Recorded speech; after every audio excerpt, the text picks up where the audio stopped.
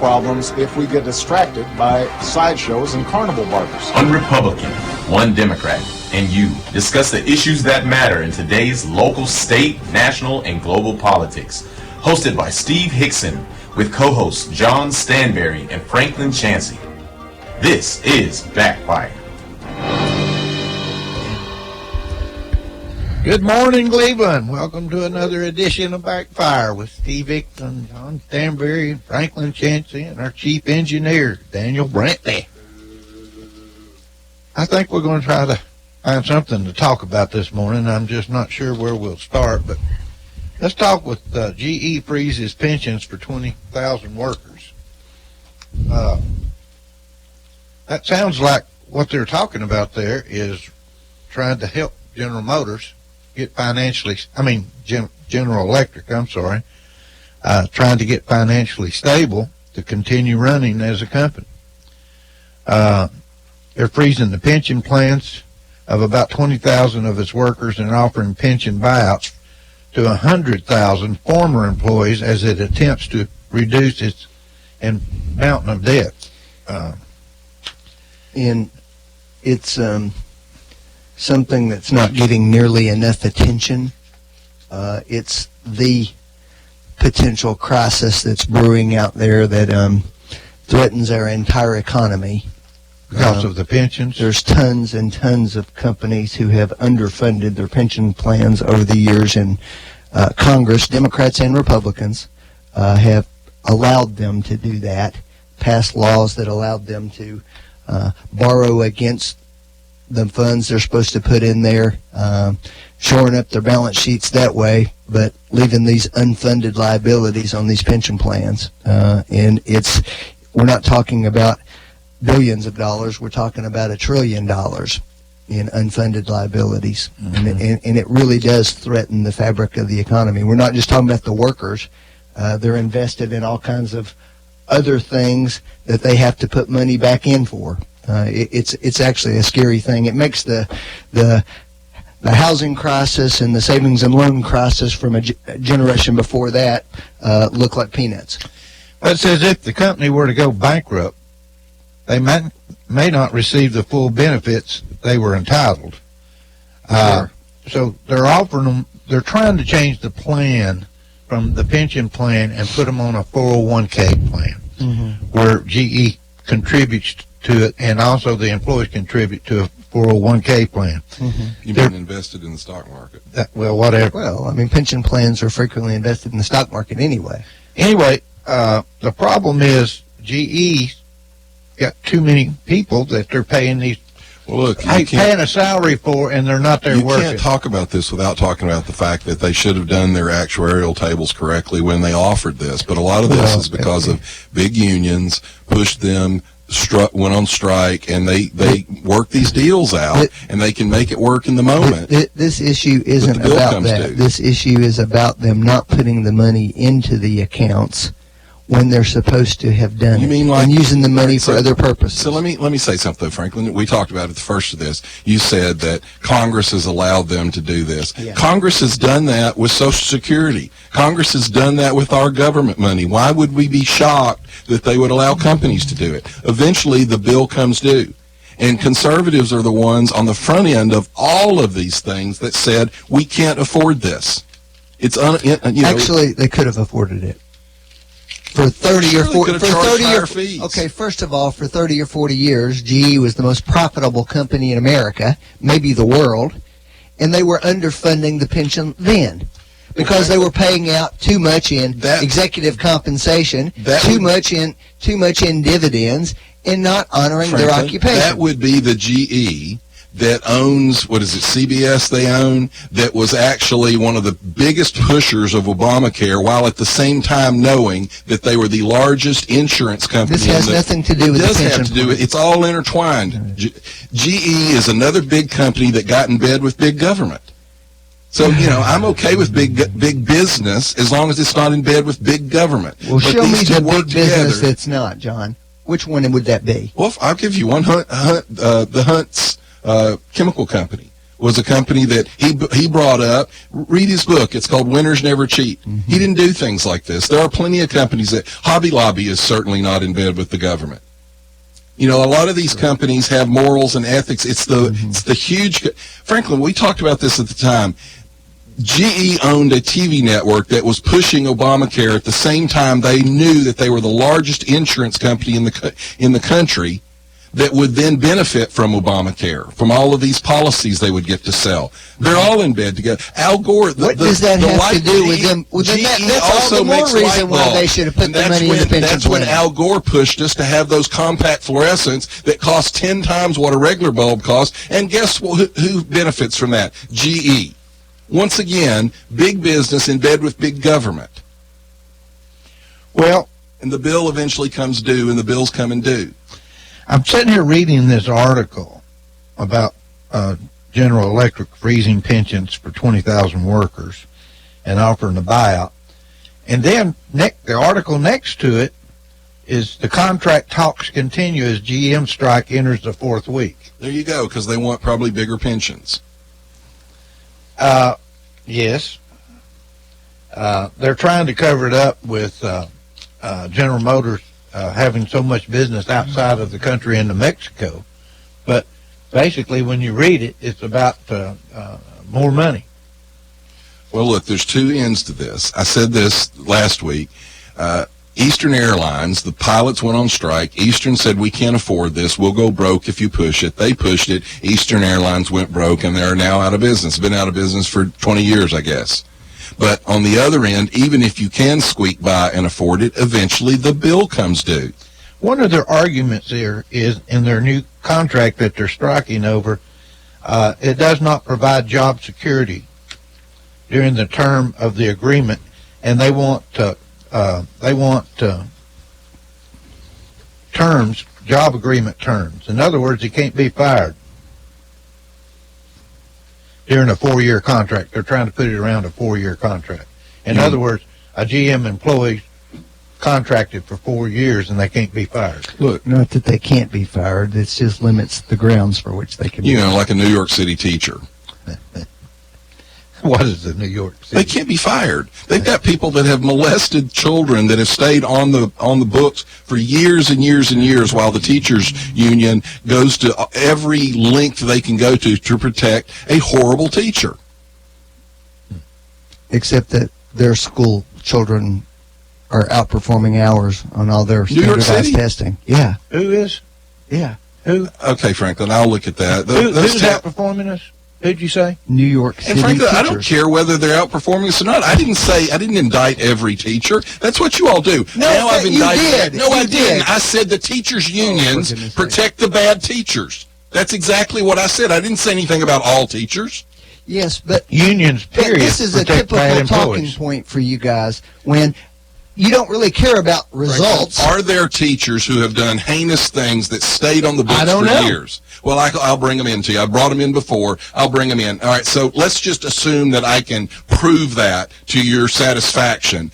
Does that mean that all teachers are like that? Doesn't. Then quit painting us like that. It's what you do. No, it's what you do. No, I make a statement of fact, and you make it into a... You're smearing their system. See, Franklin? When in fact, they do a better job than we do. Franklin, that's what you all do. And that's why we can't have conversations anymore. The fact of the matter is there are bad teachers that is very difficult to get rid of. And that is a fact. We're not and I didn't say anything about all the teachers. I didn't impugn the system. But that's what you all do rather than actually deal with the problem. You smear the person bringing the problem up. Well, it says that General Motors is losing more than $80 million a day as the strike continues. Well, the workers are losing too. Well, they're still making $250 a week while they're on strike. Who pays that? The unions. Good. The research shows that if a strike goes more than 2 weeks, the workers never, no matter how much increase they get in benefits, they never make up what they lose. And I'm sure they make a hell of a lot more than $250 a week. The strike halted production at General Motors U.S. factories on Monday. General Motors shut down V8 engine and variable transmission assembly lines in Mexico idling about 415 workers. The union has also voiced concerns about General Motors increasing its production in Mexico, where it now builds pickup trucks, small cars, 2 SUVs. The General Motors vehicles sold in the United States are 22% produced in Mexico. Well, you know, how's Toyota doing? How's Honda doing? I don't know, but they're not on strike. No, because they're not they're in right-to-work states. They've moved their plants down to South Carolina and to Tennessee into right-to-work states. You know what they're going to do, so the taxpayer bails GM out. To where they can pay less money. Yes, where they can make a competitive product, Franklin. Mm-hmm. God. Yeah, because that's not... Did we bail GM out just a few years ago? Yeah. So... As soon They as had we several bail their butts profitable out, years what do after they it. do? The unions go right back to the very practice that put GM in the brinks of bankruptcy to begin with. Yeah. You know, that's the real problem. Apparently, you people on the left can't learn from actual world evidence. Things happen right in front of your eyes, and you keep doing the same stupid stuff. Well, General Motors is on strike, and we did bail them out, and I don't see how they're going to you know, they could work and negotiate these things, but they don't want to do that. Wonder why. They could negotiate while they're working, couldn't they? They probably were negotiating while they were working. Until the union said, we're going to strike. In other words, we're going to hurt the very company you work for and see if we can hurt them bad enough that they'll cave to our demands. And we don't care that in a few years we'll read another story about how they can't afford their pensions. Well, you can't afford the pension. No. I mean, Do they have one now? Do they have one now? General Motors? No, you're saying that as if you know that fact. Do they have one now? What do you think this strike is over? Wages? You mean Insurance benefits, probably? You mean like in New York City where they raised the minimum wage to $15 and all across the board restaurants are closing all throughout New York City because they can't afford it? That kind of crap? Restaurants are closing. Yes, all they over are, New York Franklin. City. The bar that AOC worked in and bragged about working closed, and the owner specifically cited the increase in the minimum wage and the cost that it cost him for his labor as a reason for closing. It's hard to, you know, I said years ago, it's really hard. I don't see how General Motors can have an employee that makes $100,000 a year and they're trying to sell cars to people that make $50,000 a year. Or $25,000 a year. Yeah. And that's years ago. They make more. I'm sure in Detroit up north, they make a whole lot more than $100,000 a year now. All employees at GM since the bankruptcy in 2011 were shifted to a 401k type plan.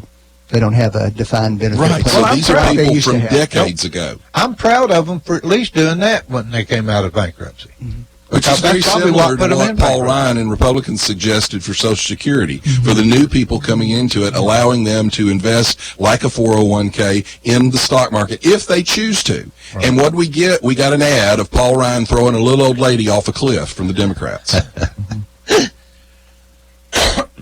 Anyway, contract talks are continuing, and General Motors enters its 4th week on this strike. You know, let's see if we can put them out of business like they did Eastern Airlines. Business must be really good. They're in 4th week.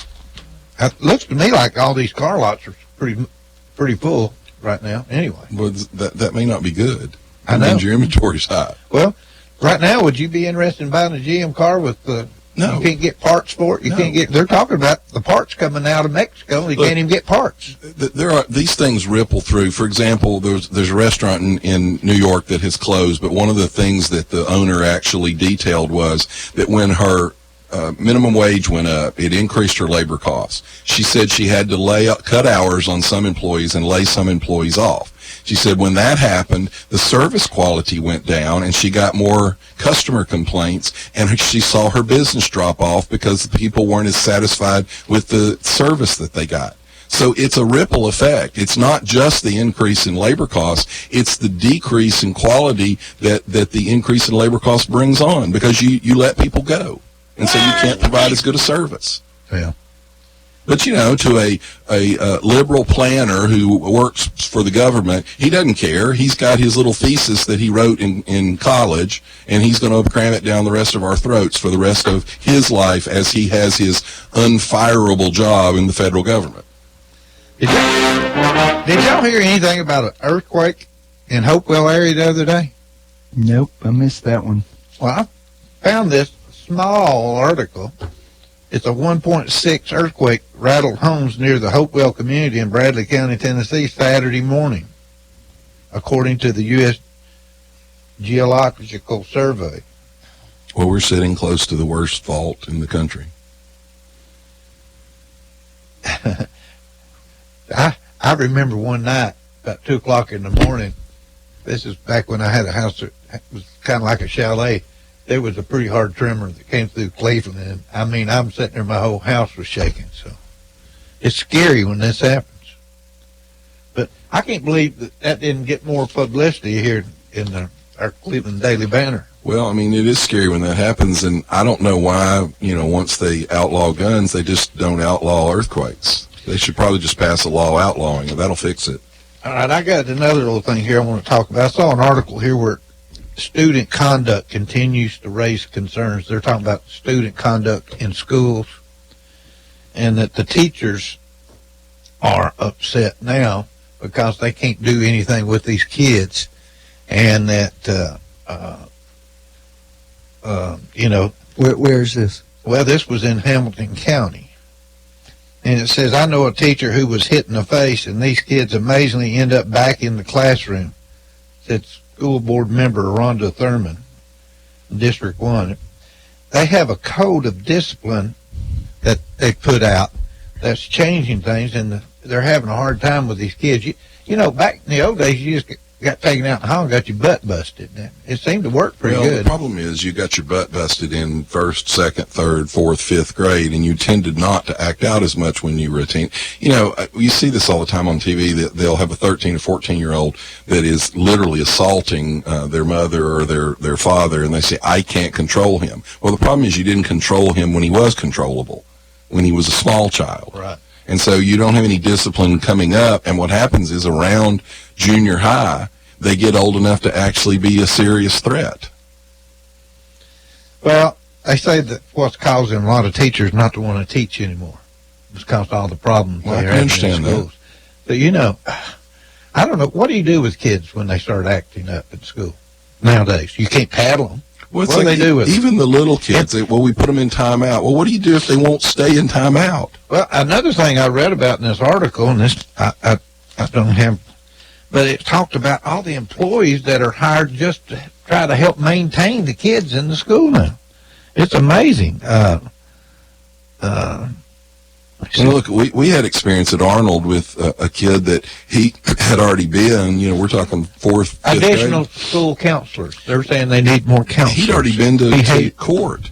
And he literally would tell the teachers what they could and couldn't do. And his mother would come in and back him up. And they'd go to court, and unfortunately we had judges that would send him right back to the classroom. Well, Let me say, this was a kid that was biting to the point of drawing blood and telling kids, I'm going to kill you. And the judge sent him right back to class. That's why we have alternative schools now, for that very purpose. So I don't know if this is an outrage or not, but we've talked about red flag laws. Well, Florida passed a red flag law. They've already had 8-year-olds that have been reported to the red flag laws. Let me correct something a minute ago. I said ahead. something that wasn't right, and I'll take my medicine on it. I looked at New York City's performance on it compared to other large cities. They actually do better than the other large cities.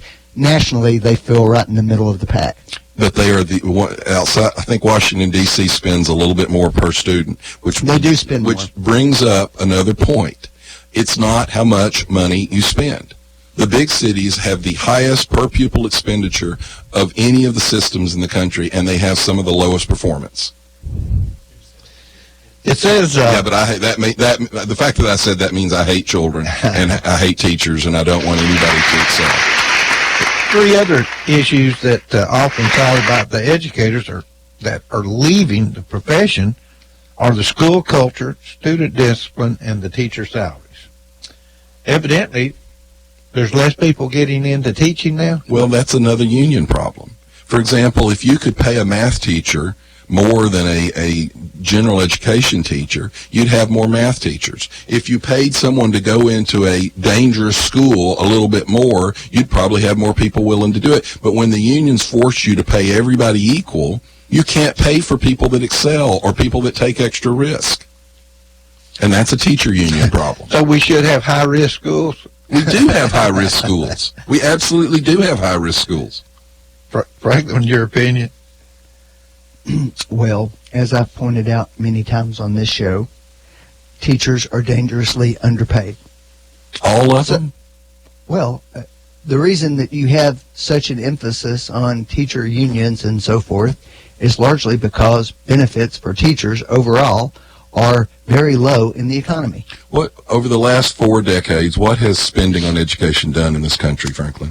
It generally hasn't gone to It's teacher tripled. salaries, has it? No, all right, but I knew that's what you were going to say. I don't disagree with you in It's concept, not the though. money. It's where the money goes. Okay, We have fair tripled enough. education Fair spending over the last 40 Fair to enough. 50 years. And we don't see we don't see any increase in performance. And B, you're right. The teachers don't get paid what they ought to be paid. If we could pay merit pay to teachers, Bill Gates made this point after he spent $2 billion building schools to see if smaller classroom sizes made a difference. He found out it didn't. And he said what you ought to do is identify a quality teacher, offer to pay her $4,000 or $5,000 extra a year if she would take 5 or 10 extra kids. You know what he got for that? He got death threats from the education establishment. All right, I'm going to give y'all a little test this morning. Both of you are Supreme Court judges, okay? The Supreme Court... Well, wait a minute. If we're both Supreme Court judges, Right. then Franklin never did anything wrong in his life, and I probably accosted people all through high school. All right. Rights for LGBT employees is coming up. Does the Civil Rights Act of 1964, which outlaws job discrimination because of sex, protect gays, lesbians, and transgender employees from being fired?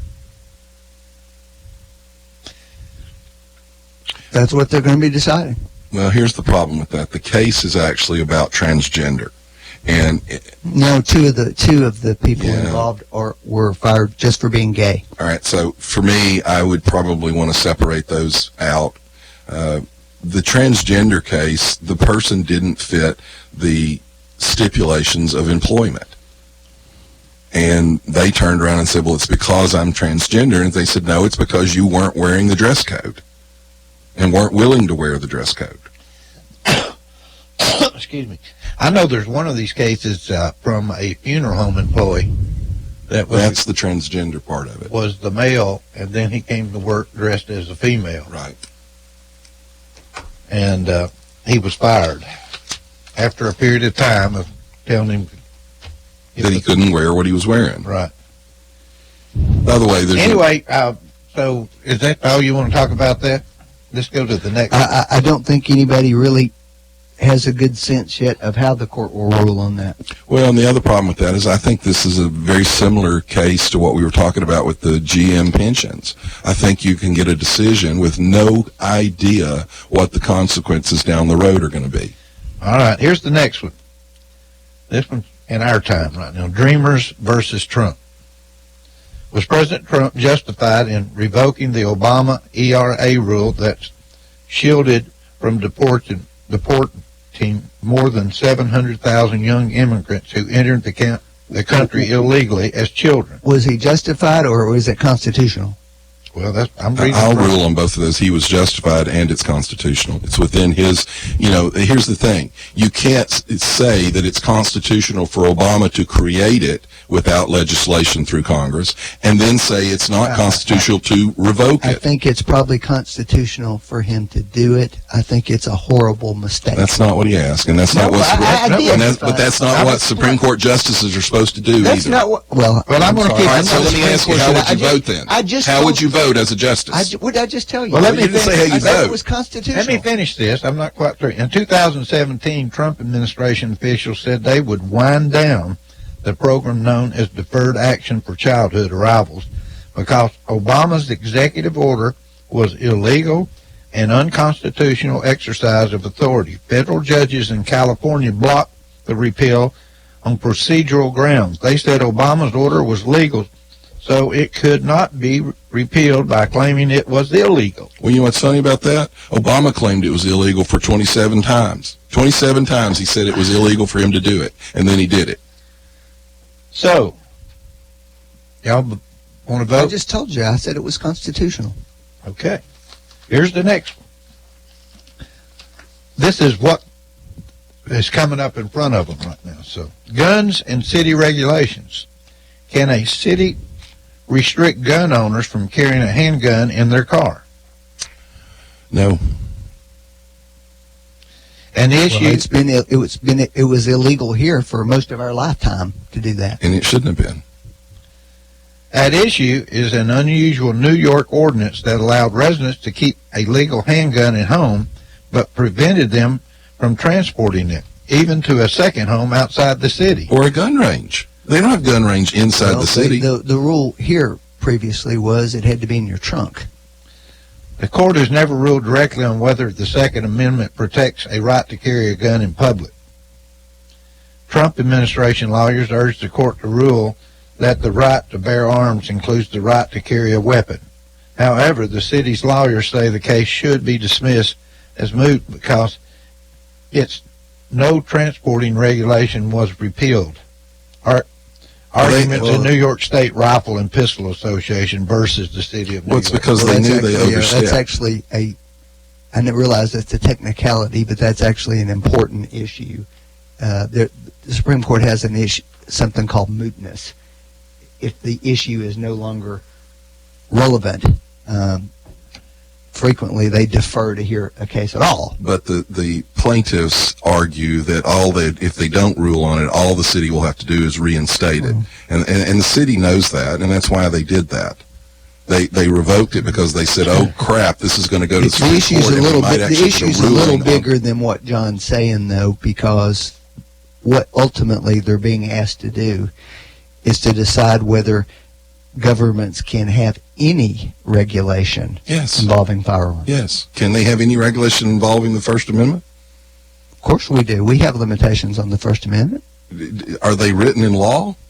The Supreme Court has made it pretty clear for 100 years now. They're not written in law, Franklin. They make the case that you can still be charged if you do damage, if you yell fire in a crowded theater, but they don't actually have a regulation telling you what you can and can't do. The point is still there are certain things you can't do.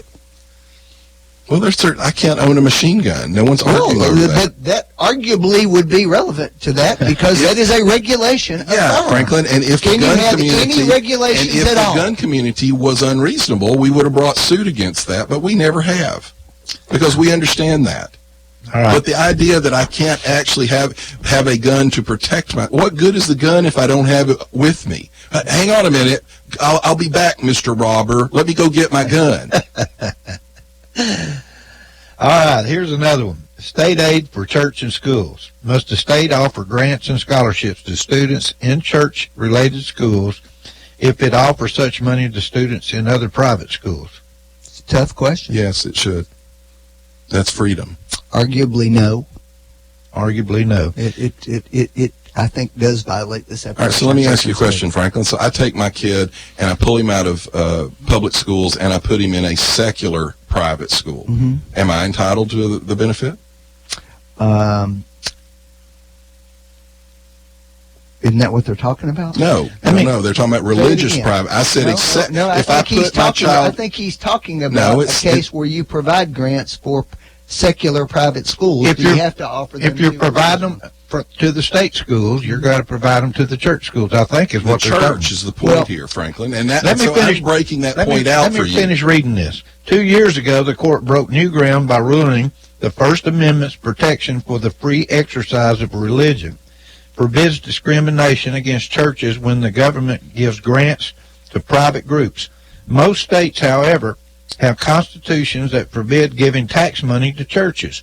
The Montana Supreme Court, citing its constitution, blocked a state scholarship fund from giving money to students attending church-related now this schools. is really interesting. What this case is really arguing about is whether or not a state has the right under its constitution to say that. The Trump administration argues such discrimination is unconstitutional because it imposes a special disability on religious schools because they are religious. Arguments will be heard in January. So here's the point, Frank. That's the point I was trying to make. The state is not saying they won't give scholarships to private school students. They won't. What they're saying is they won't give scholarships to private Christian school groups. And, who also, on the other side of the coin, don't pay taxes.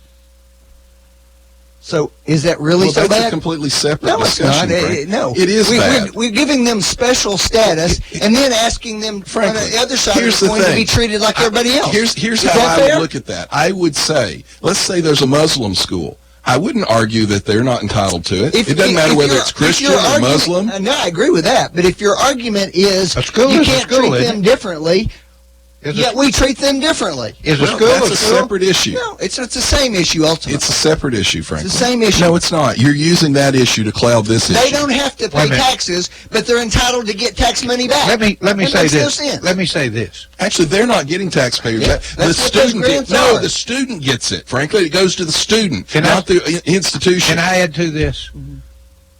The church school has to follow a lot of state regulations. That's true too. So if we should decouple them from any of the regulations, then. Okay.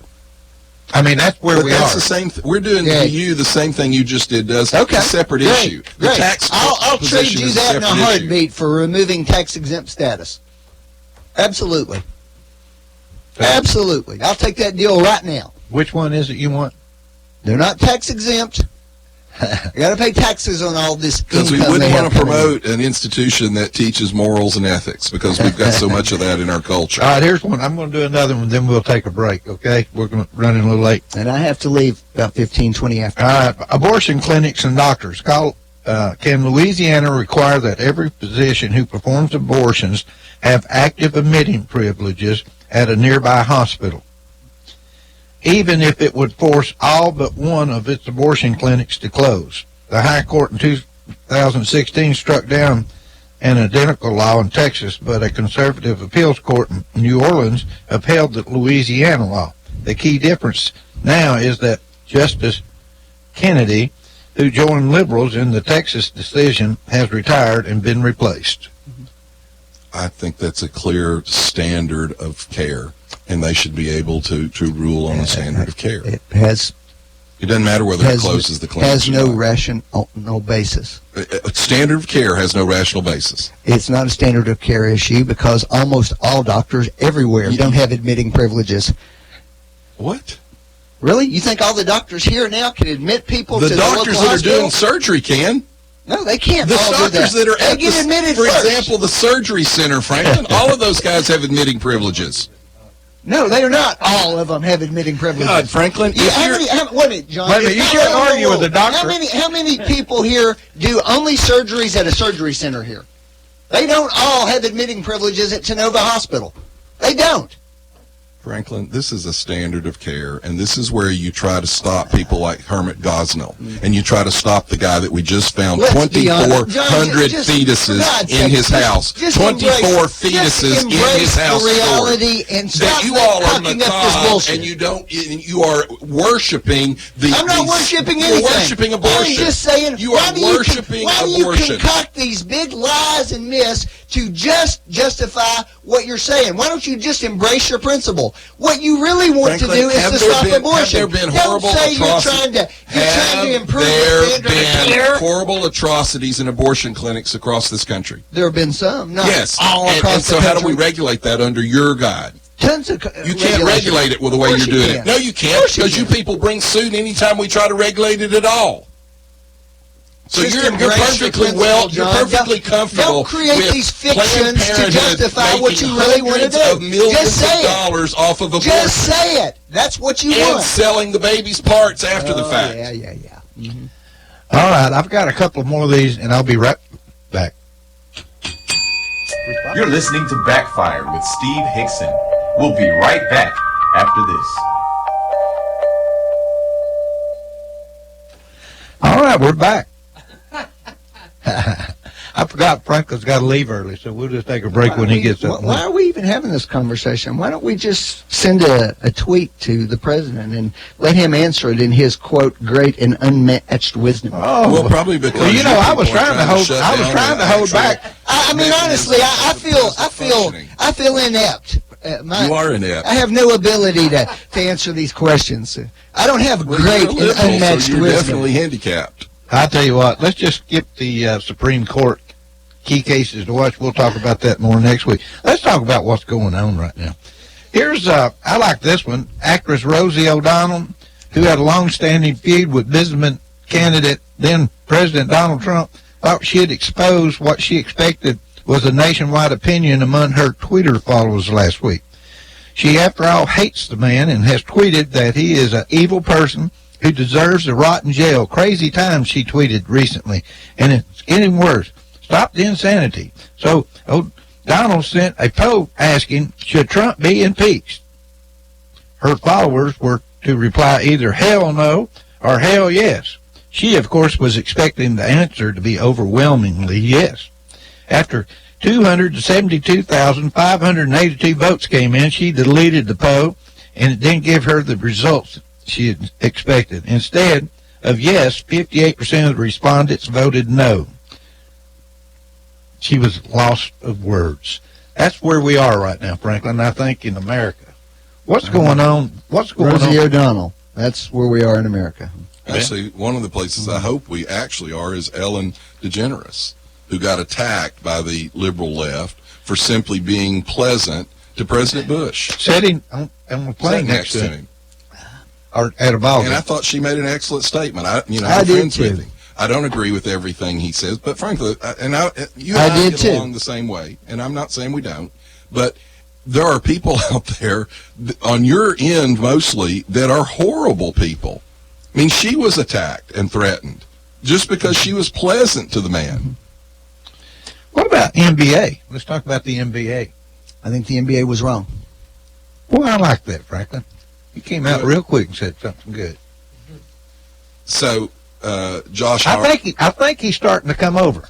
I think that was the first sign that he's moving. Josh Hawley, Republican from Missouri, senator, this was something he put out. He said, let's make this real simple. NBA should apologize for groveling the Chinese Communist Party and cancel all exhibition games in China until the situation in Hong Kong is resolved peacefully with the rights of Hong Kong's peoples protected.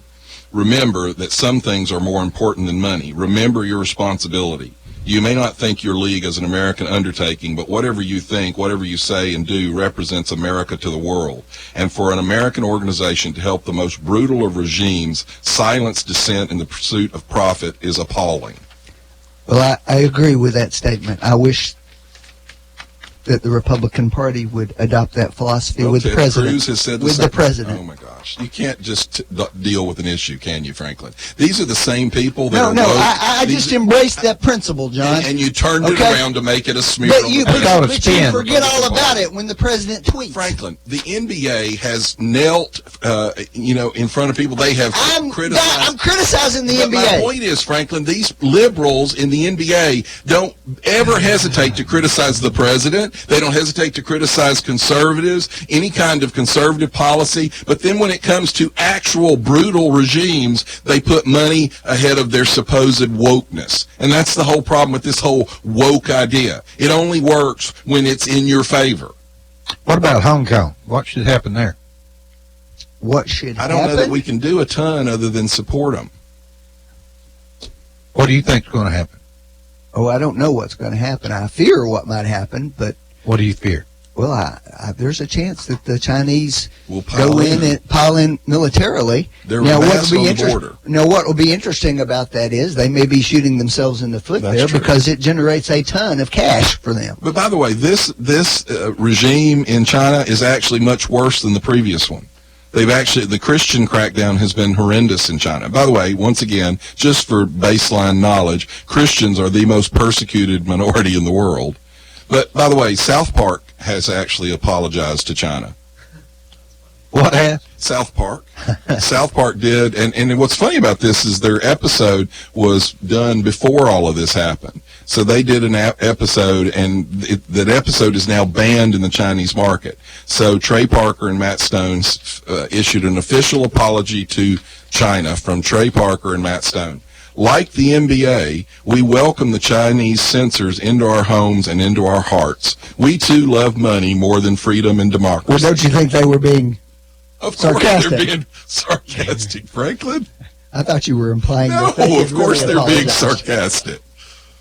And apparently the episode is rather brutal to the Chinese. Okay, but contrast this criticism with this interview that our president gave on Fox and Friends last week. Tell me about it. He would give interviews on I'm CNN. impressed by the respect that Chairman Kim commands from his people. He's the head of the country, and he's the strong head. Don't let anyone think anything different. He speaks, and his people sit up in attention. I want my people to do the same. That's what Donald Trump said about the North Korean president. Kim or Xi? Kim. North Korea or China? No, I'm saying contrast that view, though.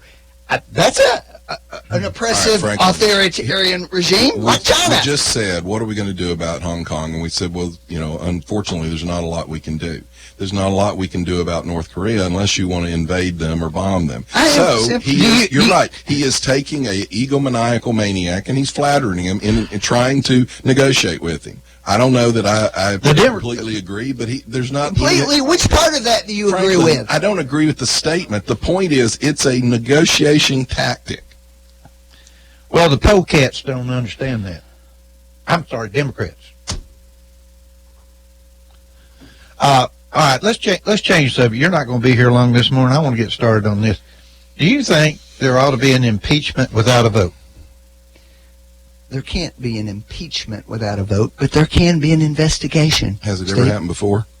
We've only had 3 in our history. And John. how were they done, the previous ones? Doesn't matter. It There's does nothing matter. in the Constitution that says that. There's nothing in all right, there. Let me ask you a question then. This is real simple.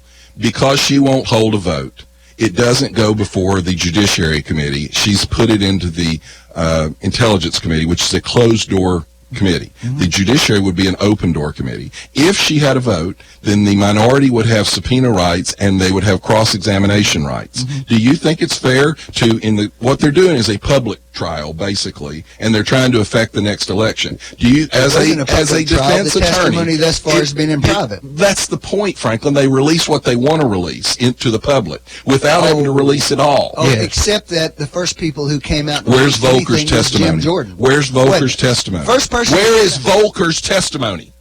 It hasn't been released Why? yet, John. Why would it not be? They released tidbits of it. They released pieces that were helpful to their case. Why would it not Actually, be John, released? the facts are that the only reason those got released at all is because Jim No, Jordan came that's out not and true. issued a That's not statement true. that said That's not Volker's true. testimony Adam Schiff totally supported the Adam president. Schiff released chosen pieces of the testimony. Actually, what he released were text messages. Chosen text. He released 1% of the 99 of 100% that was there. What about what Adam Schiff got up there and read to them? Do you have the right to cross-examine in a trial, Franklin? It's not a trial, John. It is a trial, and you know it. It is a de facto It's not a trial, and trial. you know it. Did he tell any lies in his opening comments about the president? If you're asking, did he quote him directly, the answer is no. Oh, Did he lie? Did he lie? He said what he thinks is the import of what the What president said. he which I thinks? agree with, by What the he way. thinks? What Hang he on, thinks? hang on, wait a Why minute. didn't he just read what he had? He didn't Because say it this wasn't a transcript, Franklin, he Steve. didn't say what I It's not think. a transcript, Franklin, is it? He did not say this is what I think. He said this is what It's was not in a the call. transcript, Let is me it, read you John? something. Why doesn't the president release the transcript then? There is no transcript. Yeah, well, according to the president, there is. He said Wait a yesterday minute, you mean a there were recording? Wait a minute, a stenographers in the recording room. or a transcript? The president Oh, so said there now, were when this stenographers in entire thing falls apart, now you all are going to go to another crazy conspiracy theory. Listen to me very Why can't carefully, y'all just gentlemen. You shut are up destroying for a the year? country, Because Franklin. this You're president- Why can't destroying. you just is shut up for a year? selling our country. Let's settle this at the election. Let's Let settle me this. read you something, Franklin. You Well, know that's what why the you don't want to wait? Because you know they're not going to win again. Franklin, I told you the Democrats are going to help reelect Donald Maybe Trump. we will. Thank you, liberals. But guess what? Thank you. If we go down on our principles, we'll be able to hold our heads Let up me read you high. a principle and tell me how you feel about this. Nancy Pelosi was asked by George Stephanopoulos, was it right for him, Schiff, to have that dramatic interpretation of the president's phone call of the hearing last week? She said, it's sad, but it's using the president's own words. And he replied, but those weren't the president's words. It was an interpretation of his words. They're saying he made it up. She said he did not make this up. No, wait a minute. That's the Speaker of the House saying that he didn't lie. There's enough Republicans Franklin, out there is who Pelosi are already lying? saying Was what that the a lie? president did was horrible. Was Let's that have a a- lie? let's have from a Just Pelosi? admit it. Let's You're have not a gonna- vote. Was Let's that have a a vote. lie? Was that a Let's have a lie vote. from Pelosi? On what, Steve? Oh, The Senate who won't vote on Why anything? don't we On waste impeachment. any more time On impeachment? not doing government Why won't you affairs have a vote, and Franklin? holding Y'all can it. You guys can talk about Why won't you process have a vote? all day Why long, don't you have a vote? and you're covering Why up don't for you the have a vote? horrible Why won't you have a behavior vote? of Why this won't you I have a love vote? the behavior. For the first time, we've got Y'all have a great Why day. won't you vote? Why You won't won't you vote. vote? You'll be able to skip Why lunch won't because you you've vote? already swallowed all Why your won't you hypocrisy. vote? Why won't you vote, Franklin? Hey, Franklin, go try to get somebody out of jail. Yeah, you better hope they don't treat you the way they're treating him in court. That was a pretty good line at the end, though. You won't have to eat lunch because you swallowed your hypocrisy. I'm going to have to keep that in my back pocket. Look, Nancy Pelosi in Good Morning America interview with George Stephanopoulos out and out lied. He asked her, They're all liars. should he have made that up? Adam Schiff had made it up, and she said he didn't make it up. Those are the president's words. Adam Schiff has already admitted that he made it up. So that's the Speaker of the House lying. Open up the phone lines here. Anybody want to call in and join us? 614-5555. And do we need to take your break Three. that we didn't take? Okay. All right. Look, there's all kinds of things breaking on this. We now know that Catherine Herridge and this is Fox News, there's a new memo that's out that the whistleblower put out, and it actually contradicts his formal statement. The memo claims that having a transcript of the call was normal practice, and it also says that the president did not raise the question of security assistance, seemingly completely contrary to the same person's claim later that it did have a quid pro quo in it. So when he first made his notes, he didn't say that any of that was brought up. It wasn't until after he met with Schiff and the committee staff that he changed that. We also know that Mueller apparently lied under oath and, of course, won't be prosecuted for it. Mueller said that he was not interviewing for the job of FBI director. We now know that he, in fact, was interviewing for the job. Not only that, but we know that Rosenstein, because we have text messages between them, had already mentioned to him that if he didn't get the FBI director's job, would he be open to taking the appointment of a special counsel position, which means he is completely conflicted. He shouldn't have lied about it, obviously, but he shouldn't have taken the position of the special counsel because he had a conflict. He just got fired or let go, not hired by the president, and he lied about it under oath. I just can't understand how people don't see through what's going on. I mean, it's pretty obvious. I think the American public now understands how corrupt Well, by the way, Clapper, the polecats are. I'm going to start calling them polecats, not Democrats. Clapper, let me do this. So James Clapper, who was national director of national intelligence, has now more or less admitted that Obama actually ordered them to investigate Trump. Well, he's getting nervous. Did you see? I saw Oh, that.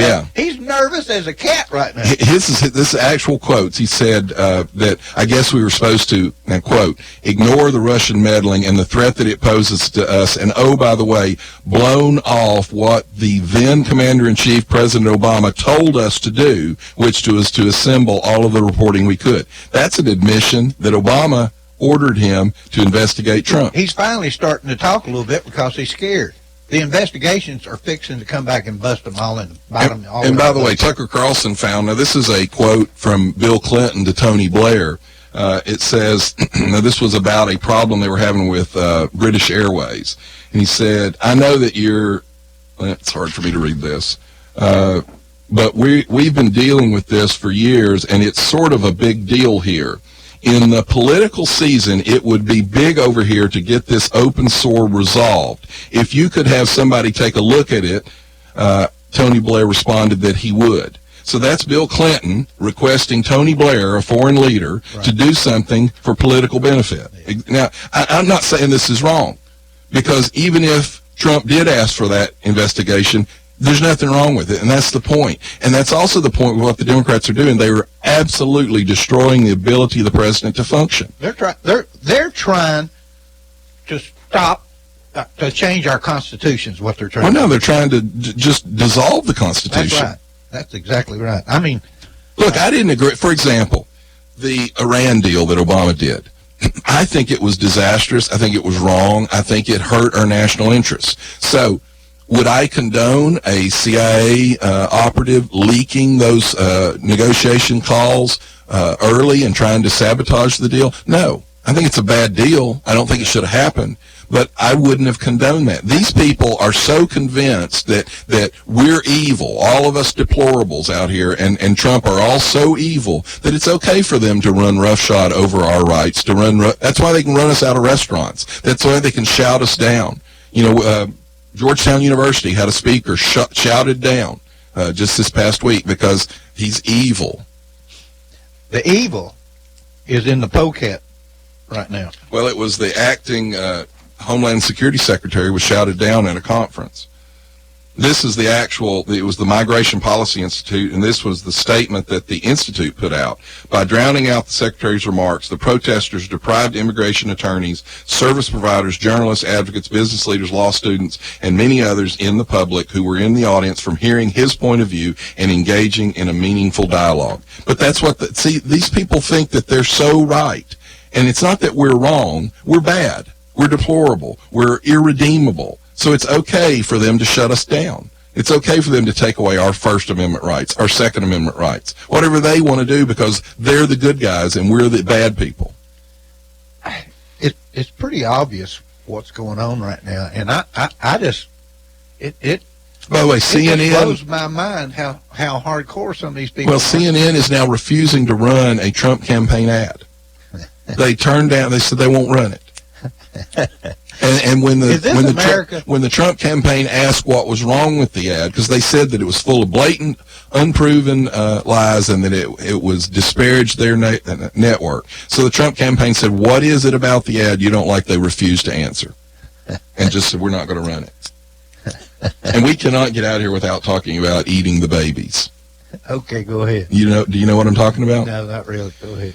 So, Alexandria Ocasio-Cortez has a town hall, and this woman got up, and she started talking about how horrible the climate is, and that we're destroying the country, and that we only have a few months left. And that was her statement. We have a few months. Cocoa Puffs. So she said, we have to start eating babies. We do not have enough time. There's too much CO2. All of you are polluting. Too much CO2. We have to start now. Even if we bomb Russia, we have too many people, too much pollution, so we have to get rid of the babies. That is the big problem. Just stop having babies is not enough. We need to eat the babies. And then she pulled her coat off and had a T-shirt on that said, "Save the planet, eat the babies." Who was this? It turned out to be a troll, actually. But guess what Alexandria Ocasio-Cortez did?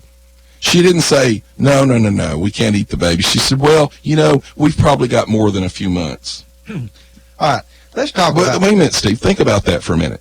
Eat the babies. And she didn't... That's something I can't even put through my brain. She didn't even think it was appropriate to say, that's ridiculous, we can't do that. Now, even though it was a troll, she didn't know it was a troll. She actually posted, well, I think the lady had maybe some mental health issues. Yeah, but where were you going? This is crazy. We don't eat babies. By the way, that's not a completely crazy thing. There is a scientist, Swedish professor Magnus Söderlund, and his actual plan to fight climate change involves cannibalism. He actually has put forth a study that we have to start eating each other. That's how crazy these people have become. All right, I want to change the subject just a little bit. I want to talk about Joe Biden's son for a few minutes. Sure.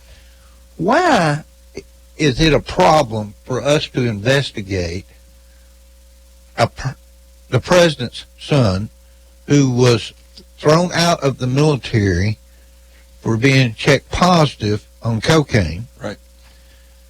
He's had a history of some drug problems.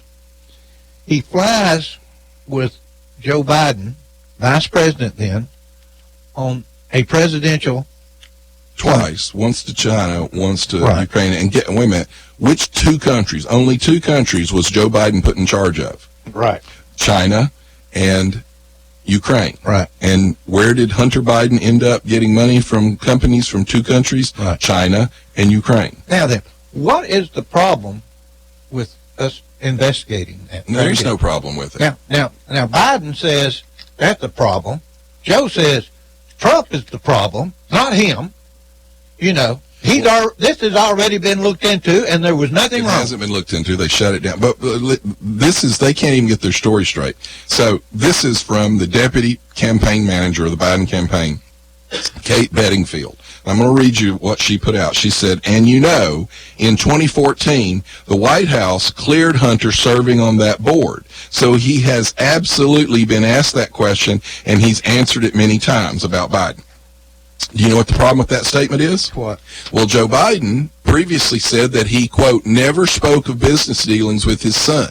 Now, if he got cleared by the White House to serve on the board, is it possible, hardly at all, that he wouldn't have spoken to his son about it if the White House cleared him serving on it? So his own campaign can't keep their lies straight. Well, and there's pictures of him playing golf With one of the chairman or one of the officers of the company. and another board member. But the thing is, Steve, the picture, you can't say you know what they talked about on the golf course. Sure. But when you say that the White House cleared him to serve on that board, there's no way Joe Biden wasn't aware of that and didn't talk to his son about it. That's the reason they don't want to talk about this.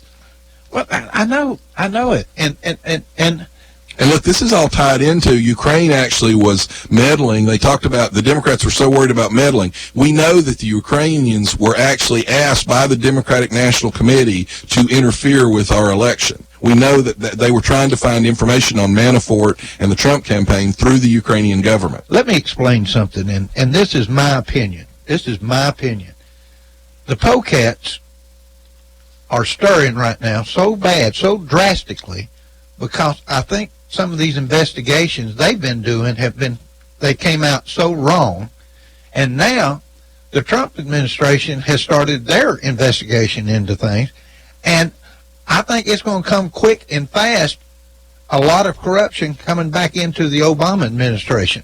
The Pocats are stirring right now. They don't want that to happen, and that's what's going on in Well, America. think about this. Where has President Obama been in Joe Biden's defense on this? Right. I mean, why hadn't he stepped forward and said anything? Right. Well, probably because he can't say anything. And now we know Clapper has admitted that Obama ordered them to investigate the Trump campaign.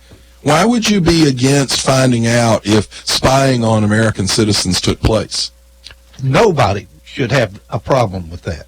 I mean, just with Joe Biden's son being on the airplane, I think is wrong. Well, look, for example, we had the top FBI, let's see what his title is, in the press office, resigned last year abruptly, and we didn't know why he resigned. We now know he resigned because he was accepting gifts from CNN and the New York Times. That's the top guy in the press office was in bed with the networks and with the news agencies, both of which are the number one people trying to take this president down. So when you talk about it, there's a New York Times writer who's written a new book about the deep state. And he admits there's a deep state, and he thinks it's great because they're trying to stop this president. So he's actually admitting it in his new book. He's bragging about it. What a great thing it is that there's a deep state. That's what's scary to me. He says there is a deep state. There is a bureaucracy in our country who has pledged to respect the Constitution, respect the rule of law. They do not work for the president. They work for the American people. And as Comey told me in my book, thank goodness for that, because they are protecting the Constitution and the people when individuals, they restrain them from crossing the boundaries of all. Well, you know what? They don't work for... That's the swamp. Absolutely. And this guy's not only is he admitting it, he's bragging about it. Yeah. He's proud that the people that we didn't elect We don't know who they are. We don't authorize them in any way, shape, or form to do what they're doing or trying to stop this president from doing anything. The problem we have with the polecats right now is that the media, the left-wing media, just helps them with every little crazy thought they have in their mind. You mean like rejecting to run one candidate's ads? That's right. I mean, it's amazing what they say on these shows. When you go look at some of these shows, what they're saying on it, it's absolutely just. Well, even lies. the comedy, the way that Saturday Night Live is portraying Elizabeth Warren is that she's just too honest. We've caught her in another lie that she got fired because she was pregnant. The problem is, A, she gave previous interviews in 2007 where she said she quit because she wanted to stay home with her kids, and B, they actually found the records, the minutes from the school board meeting where they extended her contract for the next year, and 2 months later said they regretfully accepted her resignation. And she still lied. And she still, when they presented that with her, she said, no, it's true. Yeah. Despite the fact that you actually have evidence showing that it's a lie. I know. But my point is, but Saturday Night Live, how do they portray her character? As just way too honest. Well, here's how she's wanting to get elected. She's the leader in the Democrat poll right now, I think. Well, here, she's Medicare for all, which won't work. Student loan forgiveness.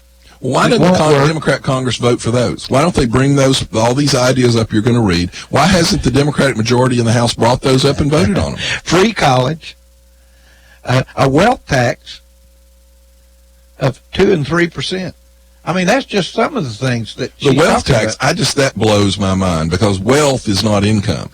Wealth is what you've saved and put back over the course of your lifetime. If you tax it at 2 to 3%, eventually you'll take it all. We've got to go, but I want to finish. I want to say this. Back in 1990, if you'll remember, the Democrats in Congress talked President Bush into caving. He caved in to raise taxes on luxury goods. You remember that? Oh, yeah. Commonly referred to as the yacht tax. Mm-hmm. It implemented excise taxes on items associated with the wealthy, such as cars, jewelry, private jets. When the levy passed, Congress predicted it would bring in $31 million during the first year, but the actual haul was half that. Consumption such as high-end goods fell and prices soared. They actually destroyed the most tangible results. The tax were most devastating for middle-class workers, as nearly 10,000 jobs were destroyed in the luxury goods industry, and less than $18 million in new tax revenue was offset by over $24 million in lost income and employment benefits for the new out-of-work employees. Once again, they raised taxes and the total revenue actually went down. Every time we have cut taxes, total revenue to the government actually increases. By the way, there's two little last things. Rashida Tlaib toured the Detroit Police Department and was looking at the facial recognition department and actually said that white people shouldn't be allowed to work there. The black police chief actually said that it was a ridiculous statement and that it was racist. The black police chief told her that she was racist. Second thing, I don't know if you saw the Amber Geyer case where the brother of the man that she killed said he didn't want her to go to jail. He actually would wish that she would give her life to Christ, and he asked if he could come down off the stand and give her a hug. Then she ran to him to hug, and the judge then came down and hugged her and gave her a Bible. Just so you understand how the liberal left works, Joy Behar took that wonderful moment and said, well, are there any examples where white victims have hugged black people? She made it into a racial issue. I'll have to say this, Whoopi Goldberg actually argued with her and said, yes, there are plenty of cases. Second thing is a secularist legal group has now filed a complaint against the judge for giving her a Bible. So the liberal left took a wonderful unifying moment in our culture and destroyed it. They destroy everything they touch. Oh, I'd say we could stay here all day and talk about this, but this is an hour and 5-minute show this morning. Hour and 5 minutes. So I hate to say this, folks. Franklin's gone, and John and I are the only ones left with our chief engineer, and we've got a lot to talk about, but John's got to go to work. We'll see you. Bye-bye. You've been listening